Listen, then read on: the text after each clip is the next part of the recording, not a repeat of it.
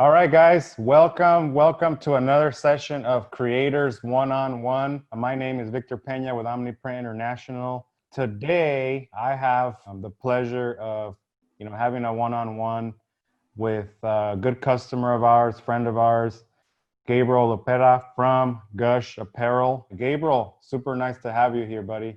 No, thank you so much for having me. I appreciate it. Yeah, no problem.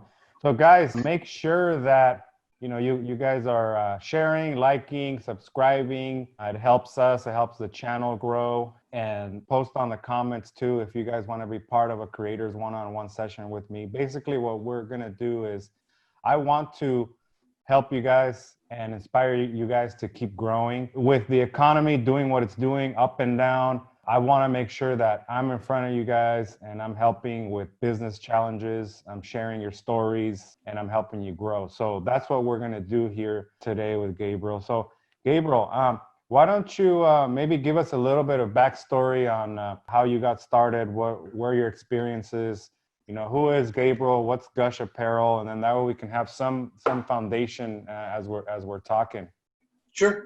All right. So I probably did it a little more crazy than maybe somebody else. A lot of the people I talk to, they have their apparel brand, but they work for somebody else. They had years experience prior to jumping into this on their own. Yeah. What I did for most of my life is I worked in operations for different companies, from either utility companies to payment processing companies. So the last position I had, I was actually the VP of operations that covered Miami, Tampa, Orlando area. I was not happy. I went to work every day and it was that, like, the alarm would go off and you're like, oh God, right? So it got to a point for me where I felt like it doesn't matter what you got paid. If you're not happy going to work, like, is that what you really want your life to be about, right? So I was fortunate enough that, and now I never did this in my life, which is resigning from something without having another job, right? But it was just, I was that unhappy. So I spoke to the real boss, which is my wife, and I hit her with that, what I was thinking about doing. I saw it on her face, but I think she also saw how unhappy I was. And before I took the plunge, what I did was I'm a person that I'll talk to family, friends, mentors, ask them maybe what I'm about to do, like, because I'm more of a jump without sometimes thinking it all the way through. So everybody I spoke to, they were like, you're nuts. You're leaving a 6-figure job to a 0-figure job. Like, that's insane, right? So my initial goal, now I listened to everything they said, but at the end of the day, I'm going to get put in that coffin by myself. I got to live my life the way I see fit, right? So obviously with the blessing of my wife. I've never heard it like that. That's pretty awesome. I'm going to be put in the coffin by myself. So with the blessing of my wife, that's it. I resigned. My initial plan was I just needed a break. I felt I was burnt out, and I will do about a few weeks, a month of just figuring it out, and I'll go back into operations. But while I was taking that break, I decided to start Googling at-home type businesses, right? Yeah. One of the things that popped up was screen printing. So I started looking into that. And you know how YouTube and Google, it's kind of like they're the man, they're watching you. So from seeing me, I guess, Googling screen printing, all of a sudden DTG came across. And I'm like, what is this? So then you guys popped up. So I started watching all your guys' videos. Marketing, baby. Yes, I saw all your YouTube videos, and again, I looked at it. I called my wife over. I go, look, obviously I've never done anything like this, but it seems like the machine does most of the work. Like, if you could figure out the machine, there's not a lot I need to know. So I called you guys. Then when we got hit with how much the machine costs, I was like, all right, this is the last of what I have. So I either save it and wait, or do we take this plunge and see what I can do with it? The one thing is, look, anything I've ever done in my life, if you look at my resume, I walked into it with 0 seconds of experience, but I've been successful because my work ethic, I trust my work ethic. I know eventually if I grind it out, it will happen, right? So my wife knew, and I said, look, I want to take the last of what we have, take the plunge. I feel like if we fail, at least I tried and I won't have that regret. Where if I don't do it and go, I wonder if I would have invested in that machine, what would have happened? That would have killed me. So we took the plunge, and actually that's how we came up with the name GUSH. GUSH stands for grind until something happens. I feel like that's been my entire life from when I grew up in New Jersey. Like my mom was very poor, worked 3 jobs. That's always what I've had to do. So I felt it was a very appropriate name, you know, for the That's business and what I awesome. was getting into. The one thing I was very blessed in dealing with you guys is, you know, my sales rep, Jose, was from initial questions about the machine to even to this day, I'll see something I haven't seen and I'll send him a picture and I'm like, Jose, what is this? Like, why could this be? And he's always quick. You know, he's bailed me out of jams that I've needed an answer. Yeah. And that's the one thing. Like, look, everybody, I've met other people that have OmniPrint. Everybody has their own opinion of whoever they use and what printer they think is best. Like I tell them, I'm like, look, for me, one, I love my printer, but number two, it's more the people at your company Yeah. that more than the printer itself. Because I could have the best printer, but if Jose never answers or tech support never helped me, what is having a good printer, but if I'm not getting the help? Yeah. And all the way up to you. You've been helpful with me with advice, like when I've reached out to you on LinkedIn, on Instagram. So there's not a lot of CEOs that are doing it. Yeah. So No. for me, that carries a lot of weight. Even at times where me and my partner have been thinking about, okay, look, let's say if by the end of next year we're getting another machine, do you want to stick with a same one or do you want to use a different company to see the difference? I always tell them I want to stick with OmniPrint, like, because again, I may get a different kind of machine that does something that maybe one of yours doesn't, but am I getting the people that comes along with it? So again, I've been blessed where obviously, look, I've learned a lot of things the hard way, burning shirts, wasting money, because that's the way, yeah, I guess have to, you know, your growing pains that I didn't get to have when I work with a print shop. So, but I feel for the 16 months we've been in business, from where we started to have 0 clients, $0 to where we are today, I think that's been pretty quick in the matter of 16 months. And I think it's the help of your company. And most of my business comes from event planners in the Northeast. They've also been a blessing to me and keeping me, you know, for their business merch, for their parties, even through this time where they've had to adjust how they do their parties, drive-by Yeah. parties. You can't get together. They've still supported me throughout this. I've been the busiest I've been through COVID. And I am very blessed because other people have lost their jobs or got their job. They have business, but it's practically a standstill. Yeah. So Yeah. in that sense, I've been very fortunate to come across you, your company, the people that have helped me along in this business. So that's how I got into this business. I know a little crazy and other people would have wanted a little more experience before jumping, but You know, it's worked out. the thing is that there's a couple nuggets there, Gabriel, that I want to explore a little bit because it's super powerful. Like you come from the corporate world, a corporate job, making good money, and you decide, you know what, like I'm not happy. I want more control over my life. I want more control over my income and what I'm doing. I need to be fulfilled. You know, sometimes it's super hard to take that plunge. So people spend years and years and years. Mhm. And it takes an event like COVID for people to just get laid off, you know? Yeah. And then they realize, oh shit, man, I could have done this before. Mm-hmm. Like, honestly, one of the reasons I want to keep doing these and why I've been pouring back into the community, even through this whole crazy pandemic, is that we can still thrive through COVID. You know what I mean? I We've believe it. we've been the busiest we've ever been. We've gone through challenges also. The main thing is if we focus on expansion and being there for our customers, then you can continue to push, right? So you took a huge plunge. That's a super important thing to unpack and for people to understand that like it is going to be scary. Whatever it is that you start is going to be scary. I don't know. I don't care if you're like printing shirts or you know doing graphic design or any business that you start, but you do have to actually grind to make it happen. You kind of did it that way and it forced you to grind until something happens, right? Yeah. But the reality is you're making it happen every single day. Self-educating, making sure that you know what you're doing and having the patience, you know. Honestly, like a lot of the times people reach out, Gabriel, it's like, how come I'm not rich yet? You know, how come this hasn't happened yet? How come that, you know, and my number one response to that is always like, you got to have patience. because building a business and then growing it takes that time. I think like where you're at and what you've done, you know, in such a short period of time, is pretty impressive. I mean, it took me 15 years to like build something big, you know. My first 15 months, I didn't do as good as you did, right? So it's because like it makes you think that, all right, this is not a sprint, it's a marathon. You need to be patient, just do the things every day, and don't lie to yourself like, hey, I'm actually working, I'm grinding, but you're at home watching Netflix, you know, Yeah. just scrolling to see if orders come in. So a lot of people do that, right? So that's why I'm like putting stuff out there to you guys, and I'm like, hey, are you pushing on e-commerce? Do you have somewhere somebody can go order? You know, how are you making it easy for your customers to buy, right? Yeah. And yeah, it's not printing related, it's not machine related, but in my opinion, it's all related.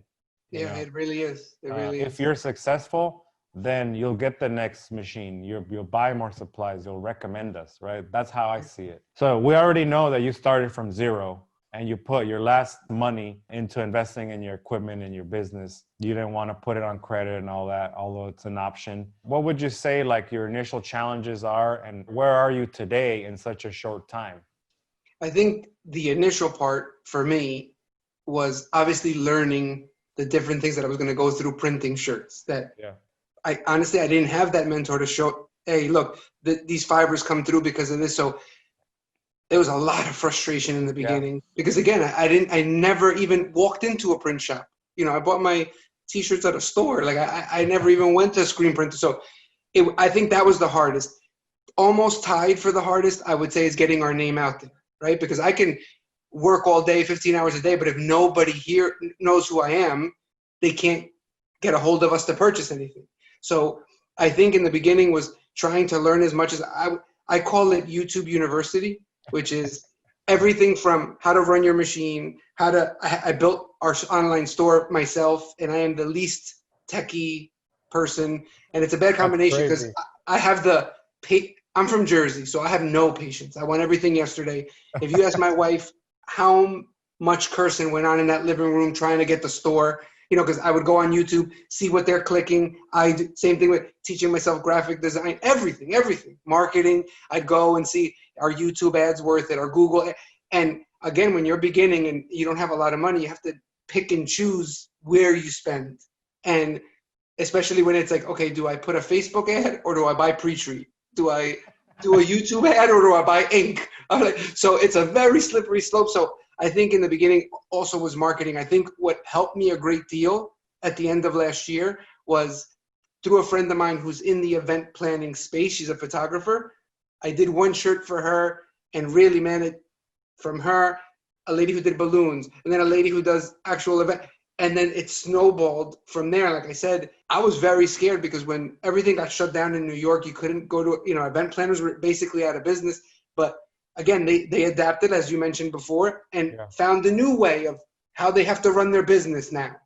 And they just kept going. And again, at the same time, I do all their business merch. So I think, though, what helps me, I know that we need to put more money into marketing, right? But again, I'm still at that place where I have to be careful about every penny I spend. Yeah. I can't just go nuts spending on things and not thinking about the consequences of that. So I think right now what helps me in terms of my marketing is customer service. Yeah. I protect my customer because at the end of the day, if you do a good job for somebody, like you said, they talk to the next person, and like the next machine will be bought from you because of your customer service. So there's a lot of things I do that I don't think technically relate to me or didn't help me make money with the client, but they remember that. And then they keep coming back. So for right now, I would say the biggest thing is finding that balance between customer service and using that as marketing, but actually spending some money to market. I know I still have a long way to go on the marketing piece. And that's probably where I'd rely on like advice from people like you on what you did in the beginning when you're trying to balance funds, but knowing that you need to get your name out there. If not, no one's going to hear from you. Yeah, exactly. Yeah, and it's super important, I would say at the beginning, I didn't do any ad spend at all because there was no ad spend to do, right? It's pretty simple. Like the choice was super simple. So like if you establish referral methods that are just systematic and you're doing it all the time, you can get leads like that at the beginning. Yeah. And that's the best way to start because it's organic. But at the same time, one thing that I tell people all the time right now that I wish I knew at the beginning, normally you have the mentality of saving every penny, right? So I was born in Mexico. I came here when I was 7, and it's all about conservation of every penny, right? So you're like brought up with that mentality. Mm-hmm. It's not like it was a lavish upbringing to begin with, right? So you're like always in that counting mode, right? But and this is the thing. If I would have learned earlier, like, hey, you know what? Marketing needs to be an investment that returns money from day one. Sometimes we think like, all right, I'm gonna spend marketing money and then hope to get that money back. It's actually like you need to make sure that it's returning like a regular investment. If you were like putting money in a stock and you're seeing it jump off a cliff, you know it's a bad deal. Yeah. And in marketing, we weren't really taught that. So I try to push that a lot. So you're gonna need to do some testing and see what actually works, right? And maybe start with the referral side and then somehow turning that into ads so that could be a lower cost, right? Right. But it needs to come back. So at some point, you need to tell the audience, you need to get attention because attention equals money. And the best way to do it is through advertising on social media, checking your ad spend and, you know, making sure that it comes back, right? So those are the things to start, even if it's with $10, $20, $50, like start doing something so that you can get in front of eyeballs. Right. And then your page, your testimonials and all that stuff that people could see, then will do the sale or you'll capture the lead, right? You get that phone call. I think that if we just switch our mentality a little bit, then we'll really reach the potential. For example, I started from zero as well, right? So, and I'm going, you know, getting product of the year for the last 4 years from companies that have been around over 100 years, you know, with unlimited ad budget and all that stuff.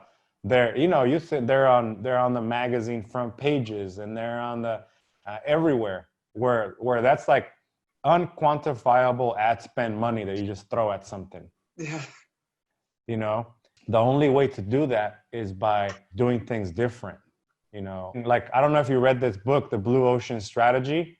No. But basically all it says is you don't need to compete. You create another market and then you become the leader in that market. So that's how we're able to dominate. You know, I don't see any of these humongous brands CEOs online helping people. I don't see them doing any of that stuff. I'm like dominating in that area because it's a market or a segment that was created to be able to dominate there, you know, and that's all it says. So for example, if you can identify a niche, for example, for you in your party planning side, and you're like dominating there, then why not lean in and put a little bit of ad spend in there. Not ass spend, ad spend. And like really hone into that, right? And you could be that good idea. that dominator in that space because you already know it. Yeah. I really recommend that book. That's what it's all about. It like expands your mind a little bit. I would say, like, what are some of the challenges that like you're going through scaling right now? You know, at the beginning, it's like, can I get a buck? Can I pay my bills? Yeah. And then like after that, what are you going through?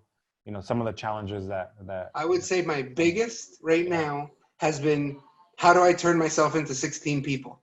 Because right now I'm the sales guy, the guy that answers the phone, the guy who prints, the janitor.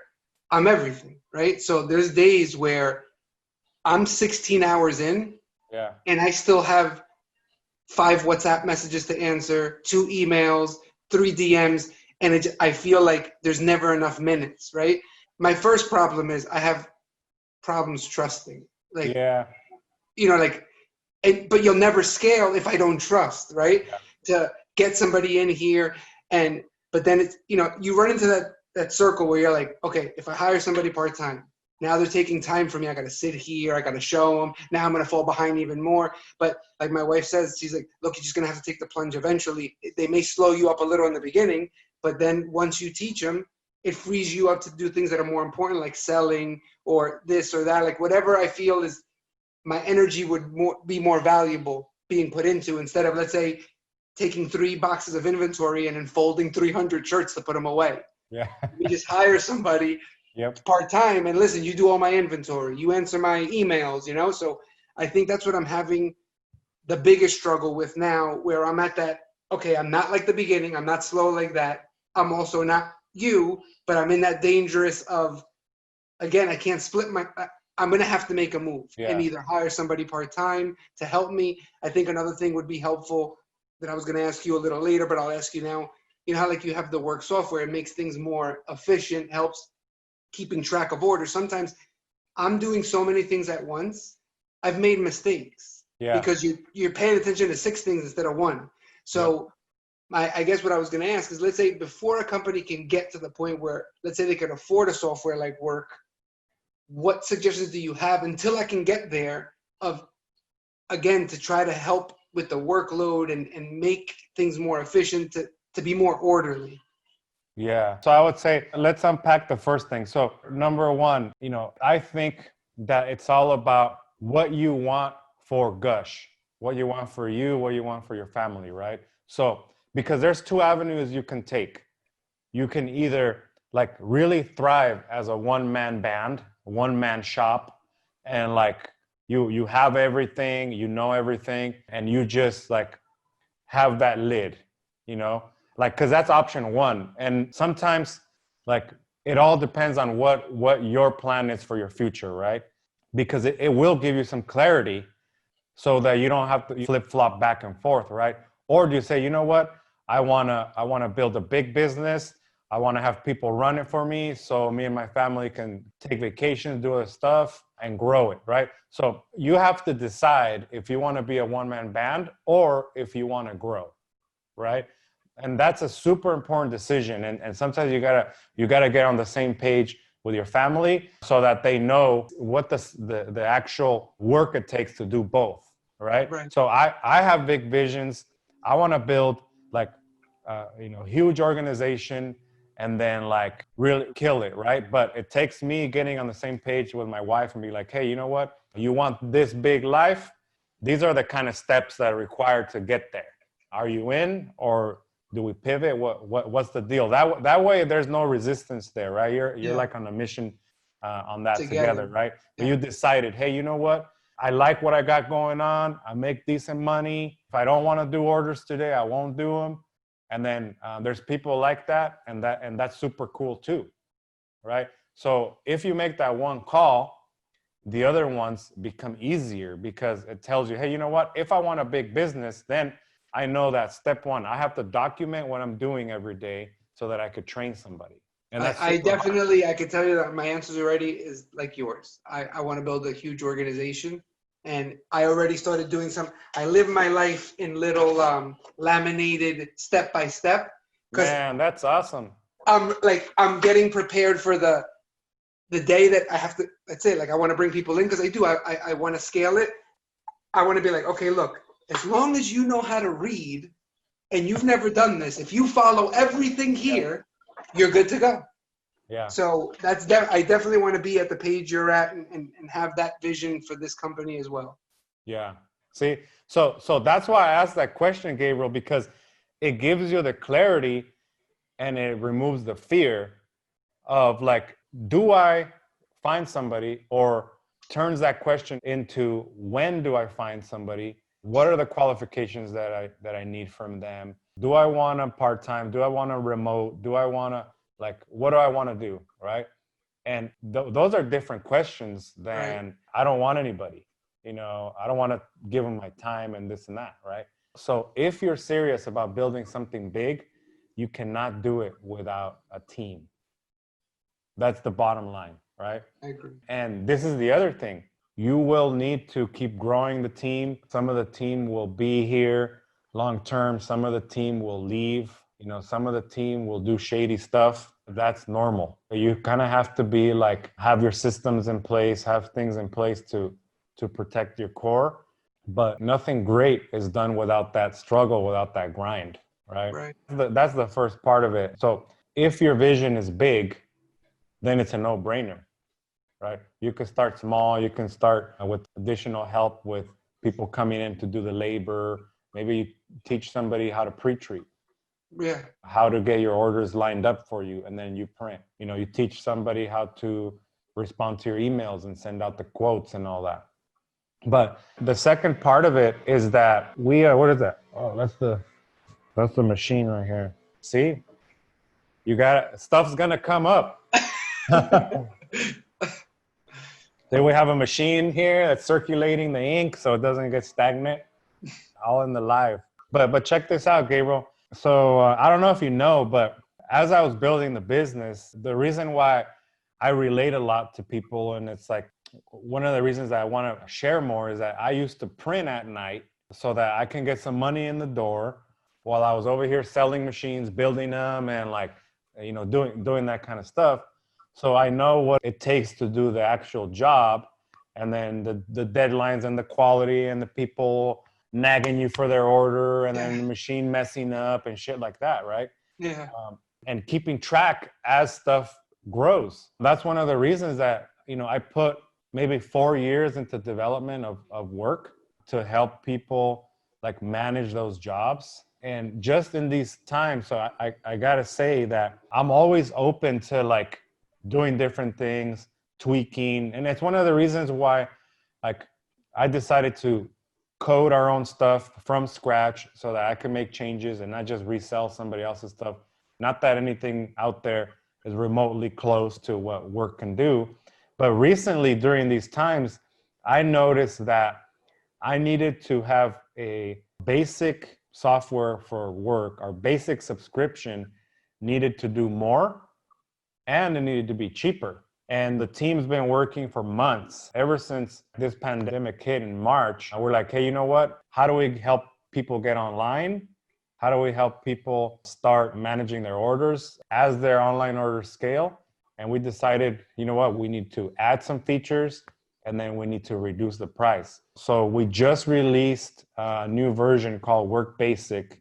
And what I'll do is I'll give you that access for free. So I'll send you that info so you can check it out. And then, Awesome. and then you could see, because if you're getting maxed out, I'm telling you that there's a lot of hours that are going into you quoting customers, messing around with their artwork. Oh, can I get another mock-up? Can it be bigger? This or that. That is unpaid time, Gabriel. It is, and I've gotten a lot of advice on that I need to stop doing that. Yeah. You know, because sometimes someone will ask we're on the 5th revision, and you know, other people will be like, listen, all that time you spent, you're making no money. Yeah. And they're right. I know they're right. It's just finding that. So what I started doing in the last 3 months is now I'm telling people, okay, you have to pay a certain amount if I'm going to create from scratch.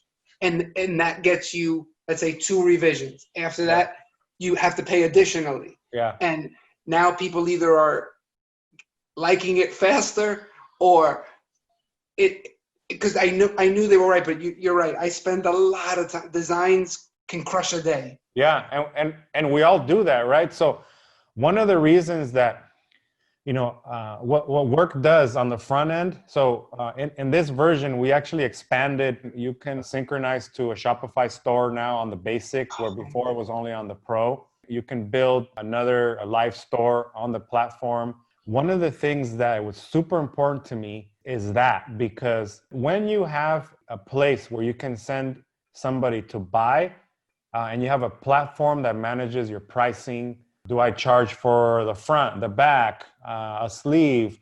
Do I charge per square inch? Do I charge a rush fee? All that stuff. It forces you to sit down and say, hey, you know what? I'm going to refine my offer. I'm going to really calculate what I need to sell my products for. I need to set up a legit pricing, and I need to program it in the software. So I don't have to be quoting every time, because I would do that. I have my Excel sheet, and I'm like doing the same quote, copy and paste over and over again, just messing around with it. And then sometimes you're like, oh, can I charge this customer more? I know this guy doesn't pay me what I'm worth all the time. I need to charge him less. Yeah. You know, you're thinking about that on your quoting and spending energy and time on that, like day in and day out. You're right. Yeah. Refine the process and then be able to scale. So if I charge for a dark shirt, more money, or if I charge for an XL, work does all that. It upcharges, it downcharges, it charges, it calculates the shipping, all of that. That's insane. And originally, that was just on the pro version. And through these times, I'm like, we need to lower the price. And remember, I have 8 programmers now on salary, day in and day out, doing releases for work, programming away, right? And that's so that I can invest in my customers because it'll come back. If you're able to automate your orders and send people in there and you saved an hour in your day, That's huge. 2 hours, it's huge. And that's not even counting the savings that you get in your production, where like it doesn't let you print the wrong artwork on the wrong order, you know? Which like right now I'll have, you know how it's been with like COVID, our kids are at home, they had to do school at home, where they knew the rule. Look, when Papi's in there printing, you can't ask me any questions about school, because there was times where you're in production and let's say you have 10 of the same shirt in a row, but then you got to make the switch. They come ask me a question about science. I print the next shirt. I'm like, oh, I was supposed to switch the art. Switch the art, or is the wrong size, the wrong color, all that stuff. If you're using the software, then it helps you, you know. There's a lot of things that you can unload to a workflow management. It also manages all your billing. Like, hey, you're going to pay me first, go in there. Once it's paid, I know I'm going to be able to print it. You know, it says right there. You don't understand how huge that one's going to be, because I have spreadsheets for masks, spreadsheets for shirts, right? And then I have, like, I live by what my wife calls papelito. Like I have, like, that's just how I'm old school that way. And I'm like writing things, right? So sometimes I got it on el papelito, but it didn't make the spreadsheet. And then I don't remember, I'm like, I charged them, right? They pay. Then I got to highlight it yellow. If not, where if you're telling me this, oh my God, that's. Yeah. So how much time do you spend on billing, and then you forget to bill somebody something? You know, they don't tell you. I used to do that all the time. Dude, I'm up at 3 a.m. printing. You think I'm gonna remember like to bill you sometimes? Not really. So you're leaving money on the table. So I think we lowered the price too. Ridiculous, somewhere probably like $99 a month or something like that. For the basic, and it does all of that stuff. And I think that by just each one of those categories, that you save money on the billing, or you save money on the production, or you save money by telling somebody, hey, go to my website. What's your website address, by the way, Gabriel? www.gushapparel.com. Yeah, see, so go to gushapparel.com and put in your order for your shirts, customizable or all that stuff. The software handles it. And now when you get it, you know that it's paid. Yeah, that's huge. So, or if you get a phone order, you can put it in the back end, and then it'll send them like, hey, your order is ready, pay me, you know? And then you could just say, hey, you know what? That's the system. You start making it about Gabriel doing everything. They're like, come on, can I get it tomorrow, Gabriel? Like, dude, it's like 6 p.m. What do you mean you need it rushed tomorrow? Yeah, come on. And then sometimes you're like, I guess if I work all night and don't eat, don't sleep, I guess I can get it. That is the calculations I start doing. Like, all right, if I stay till 1 and if I get up and then at 4 hours later, I should be able to do this many. It's like. So in the software, you can charge rush fees, and then they decide how really rushed they are. I would say before you start really trying to add labor to your business, add people to your business. And we've learned this all in the world when it comes, you know, during COVID and all that stuff, that we have to look at our processes. We have to look at like what I call the minor time. The minor time is a time that your customer doesn't value, right? The minor time is a time where you're not in the presence of your customer, helping them through their order or giving them some value, right? The books, the order entry, all that stuff, the back and forth revisions, that's a lot of time that's gone in that could really clear stuff up. So look at things you can automate first, and then maybe just get some initial help on the labor side of things when it comes to doing orders, like pre-treating, stuff that you can start training based on your notes and based on your rules and I'll say your business procedures that you start setting up. Yeah. Because you're going to need to onboard people and some of them are going to leave. You're going to need to onboard another one. So your training is going to be important. I agree. No, that's great advice. I think I'm going to try that first, like with your software. I think that's much more manageable now for me. Yeah. And it should help me a great deal if it does all those things. So it's the things that that's the thing. We're doing a trial too. So you could try it, configure it, see, you know, if it works for you. And then if it does, then good. If it doesn't, then you don't pay, right? So it's one of the things that I decided, you know what, I have to be able to like double down on my existing customers and see what can help them grow. You know, I have big shops with multiple printers that are automated and they're doing, you know, they can pay the $300 a month per license for the pro version, right? That does all the print to scan and all that stuff. What else do you think would be kind of your next up and coming challenges that you're seeing? Well, one challenge that we just invested, we're going to get into, and again, I'll learn as I go. You know, I was doing the masks. Honestly, lately the masks have become, they were catching up to my apparel. Yeah. Like, it's just, everybody needs them. They want them, right? So they want their own flair on it. The manufacturer I was using, you know, like little by little, certain customer service things like deadlines were starting to slip a little. And look, at the end of the day, I know it's not a big deal to him because he's not facing the client. I am. Right. Yeah. So I protect my name with, that's the one, look, I always tell everybody, look, I'm not Louis Vuitton, I'm not Gucci yet, but only thing I have right now is my customer service. Yeah. And I have to protect that because that eventually will get me there. Yeah. So I decided after the last batch, I need to move on. So in researching other manufacturers, the one thing that I guess I started noticing that I guess was a plus with him, I can print a one-off. For example, I was averaging about 70 to 80 masks a week, but in those 80, I could have 25 that are singles. Yeah. Most places, what I've seen in the last week and a half of research, they're not going to mess with that. Yeah, they're not going to print a mask. So me and my partner, we talked and we took the plunge yesterday and purchased a sublimation machine. And that's not just for masks, but that was the main reason why, like, that kind of forced our hand. We had been thinking about it. And now I guess kind of like when I left my job, it kind of forced me to go do something. Yep. Leaving this manufacturer forced me now to do something that I've been debating for months. Yeah. So we purchased the machine yesterday. We should have it about in a month and a half. But obviously that is going to open the door to many other things.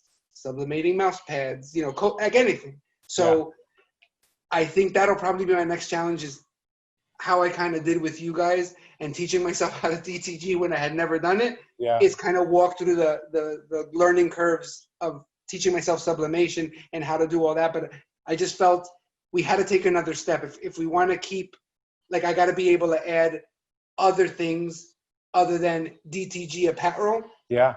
Other types of printing. And so I think it's a good first step. It's just, I know when it gets here, I'm going to be going through the same like learning curves, but I feel going through DTG, it'll be easier sublimation because I've been in the business now like almost a year and a half and I may not have done sublimation, but I've dealt with partners. So you kind of pick up some of the lingo, some of the steps. So I think it should be a smoother transition, but I think that's the next step. And I think the next where I got to learn, you know, new things to be able to keep growing GUSH. Yeah. And it's super important to always have a different offering for your customer because you can cross-sell different products to your customers. And that's a way to expand. You know, I got this question before where they're like, hey, as a machine manufacturer, why'd you end up making masks and sending them, shipping them to customers and all that? Because I gotta like drink my Kool-Aid, you know, like it's a form of saying, hey, what's in the market that my customers can use to print on and thrive while apparel sales are down? Yeah. You know, a mask. And we're selling tons and tons of masks. Some of our customers are like making money, like more money on masks than apparel for like April, May, you know? Mm-hmm. I believe it. And we send out like free templates and videos on how to use it on your FreeJet and all sorts of stuff to keep people motivated because it is product market fit. You know, people are wanting it. Yeah. We had to respond and do it. Yeah, we build machines and we manufacture ink and do all that stuff, but we have the lasers in the back. We have the fabric, and it could be something that sustain our customers, right? So adding different products will help you, because you could, in turn, the same people that you're selling DTG to, you can say, hey, you know what? Now I can do a polyester mask. Yeah. I'm gonna do low minimums. It's gonna be more expensive, but I'm gonna be able to do them. No, and you're smart. Like in terms of, you're also now getting customers that you may have not gotten before. Like maybe there was a customer that was not shopping for a DTG machine, but then saw your ads and I need masks. Yeah. So, and in the end, who knows? Maybe they deal with you a few years with the mask and go, you know what? I always see him with his machines. Let me see what these machines are about. Yep. And then you got him down the road. So I think that it's a very, look, and that's the one thing I told my partner. I'm like, look, because there was a lot of times where someone would call me for DTG and I knew I could do it. But I also knew it's one ink, one color ink. It's a lot of shirts. I can do it and I'll make more money. Yeah. But I'm like, I tell the customer, look, you're better off in this particular case doing it screen printed. You're going to save. Yep. And then I don't screen print, but I got somebody I know. And in the end, they appreciated. So many times they would go, I appreciate it, but I still want to DTG it. I liked your honesty, and I'm going to DTG it and pay more, because there's not a lot of people that would have done that. Yeah, so I just feel like you're doing the same thing, that yes, you're predominant a manufacturer of DTG machines, but why not offer other things and gain customers that you would have never had access to because you weren't looking to buy a Cheetah or a Free Jet. Exactly. So like you adding things to your shop is a natural progression. Just make sure that you're always thinking about how I can improve, making sure that you are doing the cross sales, making sure that you are doing the marketing, that you are automating some of the tasks. Put a lot more responsibility on the customer to, if they're going to submit the order, they should know what they want, how many, what color, what size, all that stuff, so that it doesn't become like so time consuming for you to help somebody through that. And we're all going to help customers through the stuff, as you scale, you won't be able to help each and every one, like resize the art and clean the background and all that stuff, Yeah, you're right. Those are huge takeaways. I also want to make sure that, Gabriel, if you can let the audience know, like, where they could follow you, your website again, what a little bit more about that, so people know how to connect with you. Yeah, no problem. So the website again is, gushapparel.com. Instagram is just at gushapparel. Facebook, the same, Gush Apparel. And, in the online store, not everything we've done, but you have a very good sampling of all the different things we DTG, the different products that we offer. So, I think that's something where, at the end of the day, if they're going to deal with us, I think, look, there's lots of us that DTG, and there's lots of different companies with different machines, and we all pretty much do the same thing. I just think at the bottom line, people will do business with you because they're comfortable with you, So because at the end of the day, again, we all know how to DTG. So I think what's been our advantage is my customer service and willing, to be able to help a customer, even if it means at times I'm referring them somewhere else, to my own detriment. But at the end of the day, look, I chose, and I told this to my partner from the beginning. I said, look, the way I want to run the business is I want to run this business the way I would want a business to treat me if I reached out to them. So at times when I tell someone, look, you're better off going here, I'm not doing it because I don't want to do it. I'm doing it because, listen, you're going to save, let's say in your particular order, $500. That's nothing to sneeze at. And I would hope that if I went to someone and said, look, for your needs and what you're trying to do, I can do it, but you're better off again, that person's the expert. I would hope they would guide me. And, most businesses probably would just go, yes, I'll do it for you and charge me whatever they would charge. But look, at the end of the day, the one thing is, you mentioned at the very beginning, someone saying, I want to do this, or, how long does it take to get rich, or I want to get rich. Yeah. Look, I'm not a fool. I know we all need money, right? Yep. And I come from a very poor background, so I'm more incentivized that I don't ever want to grow up like I did little. But like I told my partner, and I tell anyone that knows me, I did not start GUSH or get into DTG printing.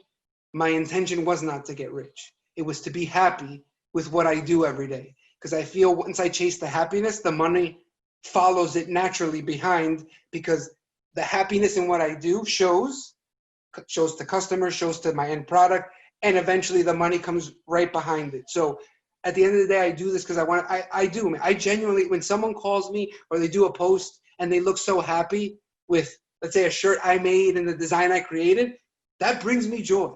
And honestly, that's why I do not mind working 16 hours a day, 7 days a week, because I love what I do. Where in the other one, the job I left, at this point, I probably made triple what I make now for less hours, but I was miserable. Yeah. And so I think at the end, as long as I chase joy and find joy in what I do in designing and printing, the money will come behind it. So that's why I choose to run our business the way I do, because I feel if I look out for the best interest of the customer, while obviously this is a business, I know we need to make a profit, but if I look out for them, they will eventually in turn, either through referrals, repeat custom, it'll come back. And when they ask me for like any kind of advice about this, or if they're thinking about this, I go, look, the one thing I would do different than me, if you have a job, keep it, do this at night, and then as it starts to roll, then you leave. I go, because with mine, look, there's been times where there's 13 cents in our account and I have no clue how we were going to pay something. You don't want to live like that. But again, I had no backup. Like, I can't give it, like you said before, oh, I say I'm busy, but I'm on TV or I'm on the end. No. For the last 18 months, I don't know what shows are out. I don't know anything, because all I do is my business, because it pushed me to have to. So, but again, what I tell everyone is, look, keep your day job. You can do this at night if you're willing to lose some sleep, work weekends. This is a beautiful stream of income. And then as you grow it to where I am, let's say 60 months later, okay, now listen, work. I'll give you my 2-week notice. Don't do what I did, not recommended. Gabriel, your story is super inspiring. And I hope that a lot of people take some of the advice. Some people are not lucky enough to have a job right now, and they've been let go because of COVID.